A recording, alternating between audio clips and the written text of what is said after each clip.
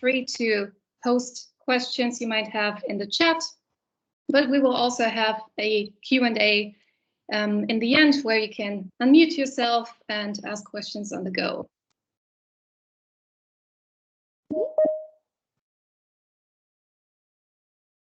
So to make sure we are on the same page of the concepts we'll be talking about today, I would like to first shortly describe what is bias, what is noise. Most of you have probably heard about bias before, but not about noise, at least not before the book came out. Imagine a certain scale, or let's talk about a body weight example. Imagine, your true body weight is 80 kilograms and you have an old scale at home. Because it's old, it always shows 2 kilograms too much. So you go on the scale, it shows 82 kilograms, although you weigh 80. Maybe you've gained weight and now you weigh 85, but it shows 87. So there is a systematic deviation from the true weight, but it is predictable because, it's always a certain number. Now imagine you go to a friend's place, and although your true weight is 80 kilograms, on one day it shows 75, on another day 83, then 77.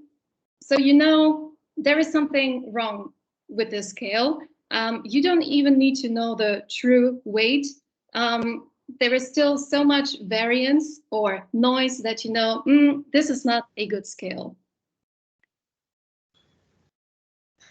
In the book, the authors provide a slightly different example with which they illustrate what bias and noise have in common and where they are different. So they use this target and say, hey, imagine you have a team of 4 people all shooting at this target. In an ideal world, they would all be accurate and all hit the target, as you can see on the top left.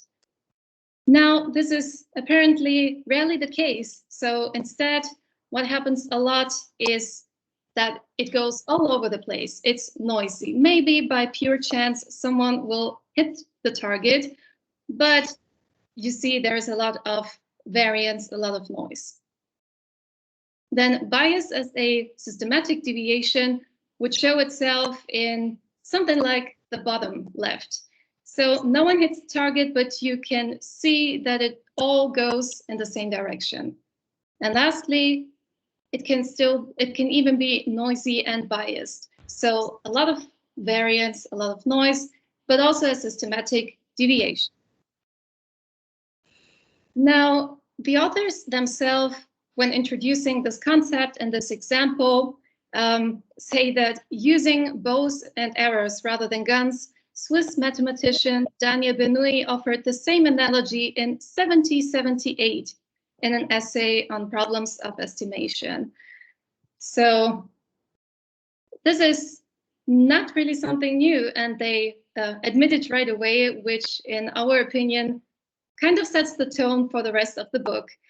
So there are quite a few concepts that have been known for a while, but which are reframed using slightly different terms and providing more and updated examples.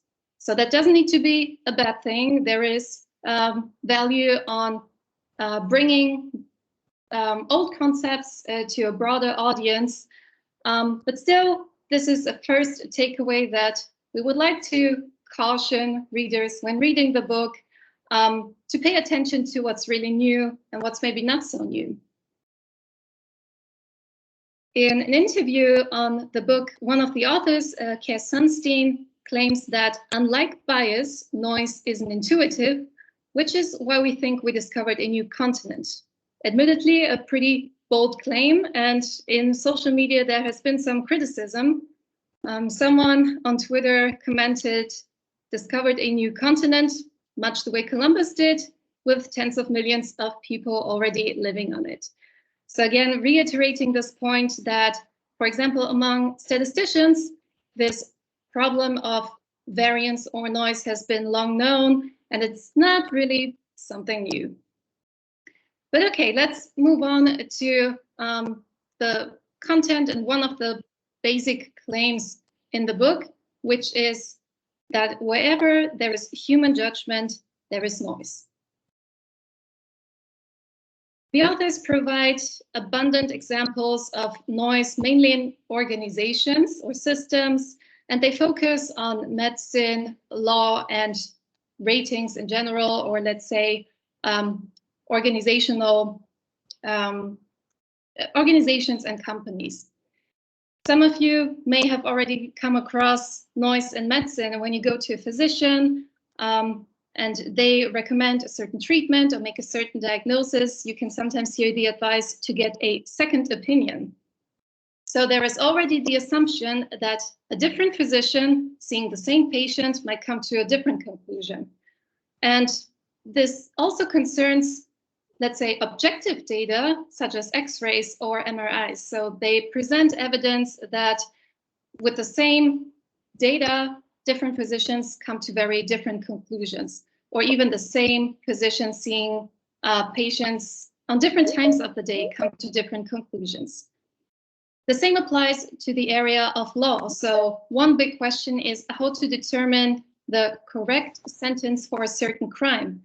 So they looked at judges' ratings, and apparently there is, again, a lot of variance, which they say shouldn't be the case. Lastly, talking about ratings, in particular performance ratings, they say that actually only 1/4 of the ratings is based on performance, but that 3/4 is noise. Basically, every company does performance ratings with its employees, and still they claim that there is so little which is really based on real behavior, but a lot of it is simply unwanted variance. So they provide a lot of examples, a lot of data, a lot of experiments, and I talked about noise being everywhere, but what do they actually mean by noise? There are different conceptualizations of noise, different types. They talk about system noise as the overall amount of noise, and system in this case is, for example, a hospital or a company. Let's take a company as an example, an organization with performance ratings that I just talked to you about. There is, first of all, level noise, and there is pattern noise. They say that level noise makes up 20%, and level noise means systematic differences between judges or people. So people in HR, one rater might be always very harsh and give low scores to all the employees on average, whereas someone else might be pretty lenient and give relatively high scores overall. But then there's also pattern noise, meaning their reaction to certain people or candidates or targets. So pattern noise might be when someone who is normally very harsh is suddenly very lenient towards women, but still very harsh towards men, or the other way around. Then one step further, pattern noise can be stable and can be variable. Stable means that this person who is always harsh but then lenient towards women might also be might behave like that in each case. But in addition, very random things such as the weather or their mood can also influence their ratings. So maybe their favorite soccer team just lost an important tournament and is not part of the European Cup anymore, then they might just give harsh ratings to everyone, just as an example.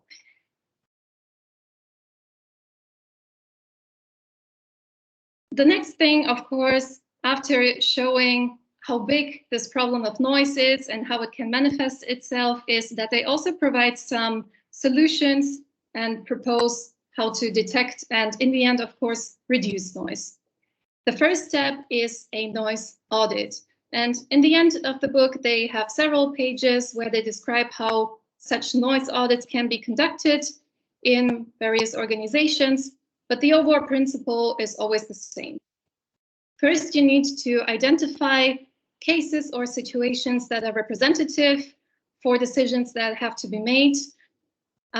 Then you give them to several judges, you let them make a decision, and then you just look at their ratings. Are they close together, or is there a lot of variance and noise, and then you can really quantify it. And this is how you should conduct it, ideally with something that is quantifiable. So in the end, you have a number. And they predict that usually there will be more noise than people expect. Apparently, organizations say we can deal with, let's say, 10% of variance, but in the end, it can be something like 50, 60%, and then they're usually shocked. And then they ask, okay, what can we do about it?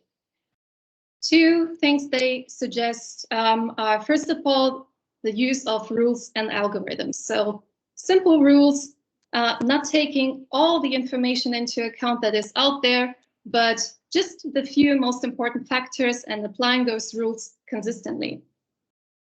Taking it one step further, we could even more optimize decisions if we use algorithms. So reducing the human factor even more. They also admit it's not possible in every circumstance and for every decision, but algorithms normally respond to each case in the same manner, and they're not swayed away by irrelevant factors. The second approach and possible solution is not only one person making a decision, but a group of people. Importantly, you shouldn't just put together a group of people and let them discuss a solution, but everyone should make an independent judgment, and this would be then integrated. They also refer to research on wisdom of the crowds, which is, again, not really new and has shown in the past to work pretty well and to be closer to the true values. So when you aggregate independent assessments, you're closer than if you would just immediately ask the whole group, because groupthink can occur. People become more extreme after the discussion than before, and so on and so forth. So I hope this gave you a first overview of the concepts and the topics that have been discussed in this book, and that you can read more about, of course, when you read the book. But now I would like to give back to Niklas, who will explain a little bit more about Simply Rational's perspective on those topics. Yes, thank you very much, Maria, for that excellent overview and insight into, I think the book has 800 pages, so it's very nicely condensed. So basically, other than, I mean, there is of course a little bit of a critique that one might be able to level at this publication, simply for rehashing a lot of old concepts, sometimes also without citation. For example, the work by the ABC Research Group on the simple heuristics is now being referred to as simple rules, or wisdom of the crowds, or actuarial decision making by Paul Meehl, and so on and so forth, stuff that is really 50, 60 years old. But I think there is also somewhat of a overarching conceptual issue with this publication, and it strikes the same tone as basically the entire research program of Daniel Kahneman has been historically pursuing, which is that it always locates the problem in the mind of the decision maker, or lays the problem at the feet of the decision maker, at the human. And Daniel Kahneman himself, he admits that the research program on heuristics and biases, and now also this new research on noise, or not research on noise, but this new idea of noise, this also goes in the same vein, and that it never really had anything to do with trying to look at the decision environment and trying to build a model of the decision environment. And this is a quote taken by a recent podcast, Lex Friedman podcast, that Daniel Kahneman was present at. And he said, I would say my research has contributed nothing to understanding the ecology and to understanding the structure of situations and the complexity of problems.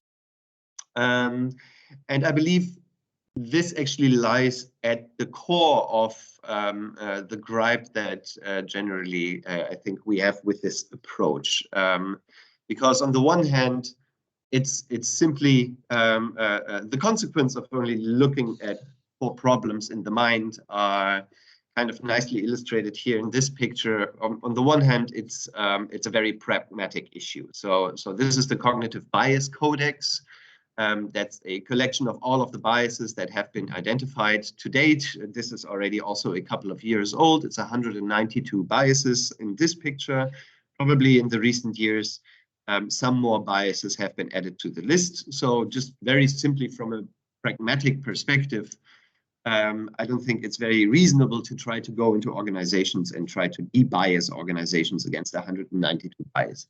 Good luck with that. But very generally, also from a scientific or a philosophical standpoint, when your paradigm basically generates this level of complexity in order to explain something, and in this case, it's kind of human decision-making, then maybe it's kind of time to start worrying that you've missed some fundamental concept. And this, we believe, is shifting the perspective from only looking in the mind to looking at mind-environment interactions. And this is what Herbert Simon referred to as bounded rationality. So it's not really about collecting a larger and larger number of effects, which are these biases. It's really looking at what is the interaction between a decision strategy that a decision maker employs and the environment in which this decision strategy is employed in. And depending on the environment, the same strategy can give you different outcomes, right? And this is probably how all of these different biases kind of exploded in the literature, because just a small number of decision strategies in a small number of different environments are able to generate this large number of effects, this large number of biases that we find here in this cognitive bias codex. So we believe that also the entire fundamental paradigm under which this program is running is in need of simplification, and the simplification comes from having a close look at the decision environment and not always looking for problems in decision making simply in the mind of the decision maker. And one of the fundamental differentiations in decision environments is that between risk and uncertainty. Here, this is, apologies, and this is a differentiation that goes back to Frank Knight, the beginning of the 20th century. And he differentiated decision environments in which all causes, alternatives, and consequences are known, which he referred to as risk environments, and decision environments in which causes, consequences, and alternatives are not known, which Frank referred to as uncertainty. And it is really only in these predictable decision environments where you know ahead of time or are able to, in principle, find out ahead of time what is the absolute correct answer, and that there is actually an optimal solution to a particular decision problem in which you should reduce noise completely or as far as possible, right? Because the claim that Kahneman and I also make here is that basically noise should be, I mean, they don't quite that fully make that claim, but overall they say noise should basically be reduced whenever you encounter it. And this might be fine if you find yourself in this predictable decision environment where you know ahead of time what you should do. But in uncertain environments in which the optimal solution is not known, or maybe even the optimal solution cannot be known, we would argue that most decision environments fall actually into this latter category, which you simply don't know or cannot know an optimal outcome. And in such environments, it may very well be that noise is actually a good thing among decision makers, because noise actually allows different pathways and finding individual solutions to decision problems under uncertainty, which you wouldn't have found if you would have just stuck to a very, very algorithmic decision process along the way here. So basically, how would we approach similar issues as Kahneman et al. Approach? So we would first, of course, also look at kind of how is the noise, or how much noise or how much decisional variance there is present in the different teams in an organization or different business areas in an organization. But we would also look at how dynamic and how uncertain is the environment in which this team or environment in which this branch actually operates.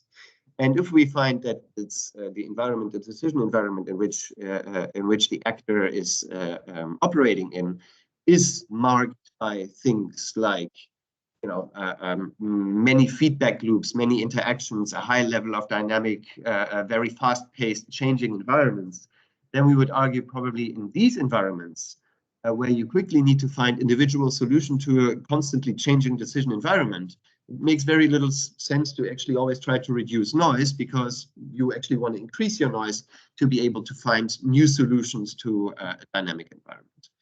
Another issue or another approach that we would be also using is to actually improve the learning environment of the actors that are within this decision environment. So improve the feedback environment, make feedback more timely, make feedback more transparent, so that expertise can actually, and organizational learning can actually take place in that environment. And people will be able to, over time, identify the most reliable and robust indicators, and then be able to use that to build algorithmic procedures from that, but also to maintain a particular level of decisional variance, because you never know when the environment might change again. I'll give an example here. So I think this is actually quite a nice example. So this is a decision support tool that we have developed to help physicians interpret test results, diagnostic test results, right? And it's been known for a very long time in medicine that doctors are very bad at integrating the spread of a disease in a population, which is referred to as the prevalence of a disease in a population, with the test characteristics. So how good the test is able to identify sick people and differentiate sick people from healthy people, and how good the test is at identifying the healthy population and being able to separate those two populations. So it's been known actually for quite a long time that medical professionals are really very bad at making this integration and putting the spread of a disease, placing it into the consideration when interpreting the test results, and usually only go by the quality of the test when they say, okay, given a positive test result, you have such and such a probability of having the disease, and given a negative test result, you have such and such a probability of not having the disease. And this has been, for example, in the classical heuristics and biases literature, when you only look for the problem in the head of the decision maker. And another claim is that, of course, these biases are basically hardwired into our brains. So this has been termed as base rate neglect, base rate being the frequency or the prevalence of the disease in a particular population. And our approach would actually be to look at the information environment and not see if there isn't something that we can do about the information environment to make it easier for doctors to integrate this information. And this is exactly what this tool does. It provides, basically, it calculates automatically the positive and negative predictive value, which is the probability of you having or not having a particular disease or ailment, given the spread of that disease in a population. And it helps medical professionals by using this tool to actually get an intuition about the interaction of these pieces of information, the quality of the test that you're using, and the spread of the disease in a population. And we find that this can actually very, very effectively reduce the bias, the so-called bias, or the so-called base rate neglect. And the question is just very generally, whether it makes sense, given that the information environment in which doctors find themselves and have to make this calculation is quite complex, namely using kind of conditional probabilities. I like the example of the Roman numeral system. The Roman numeral system doesn't really lend itself very well to multiplication or division. So if I would ask you, maybe you can think about this in your head, to multiply XIII with XXCIV, just as an example, without translating into the Indo-Arabic numeral system. And you're going to find that you're going to have a very, very difficult time. Now, you might go around and say, okay, maybe the Romans had a kind of multiplication and division bias. But our approach would be to say, no, this is actually the wrong way to approach this issue.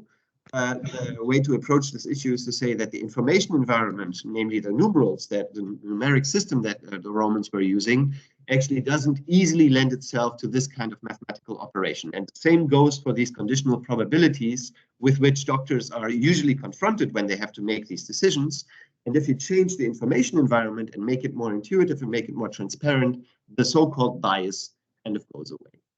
And this is, I think, the overall issue that we have here, that there's a lot that you can do about the information environment in order to improve decision-making and also make decision makers more competent to be able to deal with an uncertain future.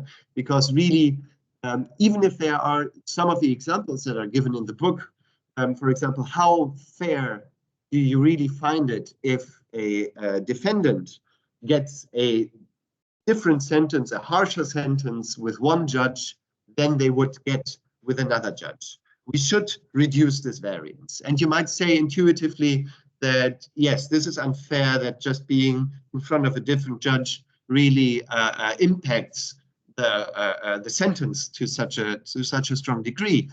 But is the process of lawmaking and the process of passing sentences that happens across courts at different levels, is it really something that you can say there is one optimal sentence for a particular person and a particular crime that can be objectively specified, and that's what we should reduce the variance around?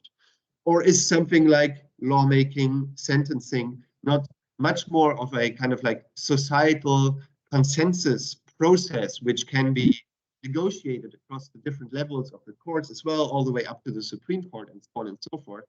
So basically our fundamental critique of this is that it still fails to give the decision environment a proper look, and based on this tends to find itself much more often in this kind of toy world of risk, where it's pretended that all of the alternatives, consequences, and probabilities can be known, and around these the variance and the noise should be reduced, whereas as a matter of fact, most of the times that we find ourselves in reality and in the day-to-day decision-making is actually marred by uncertainty, where we simply cannot know what the optimal outcome and what the optimal solution to a particular problem is. And there, we don't just not want to reduce noise. We actually, there are situations where we might want to increase noise and look at it from kind of the adaptive decision maker's point of view.